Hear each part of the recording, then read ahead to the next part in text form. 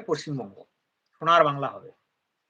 কিন্তু যতক্ষণ পর্যন্ত ওই কলকাতা সিটিং বাসগুলো গরু চোর, ছাগল চোর, ভেড়া চোর, বকরি চোর, কয়লা চোর, শিক্ষা চোর এগুলো যতক্ষণ পর্যন্ত থাকবে পশ্চিমবঙ্গের কোন রকম উন্নতি হওয়ার সম্ভাবনা নাই। কারণ তাদের জন্মগত শিক্ষাটা হচ্ছে চুরি করা।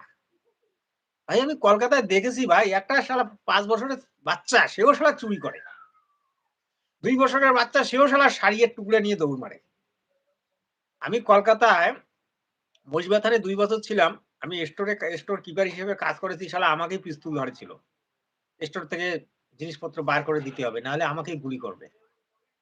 আর ২ নাম্বার ইটে এনে ১ নাম্বার লিখে দিতে হয়। কি অবস্থা! এত চোর দিনের বেলায় মোবাইল ছিনতাই, পকেট মার। এই জায়গাটা কি উন্নতি হবে এগুলো?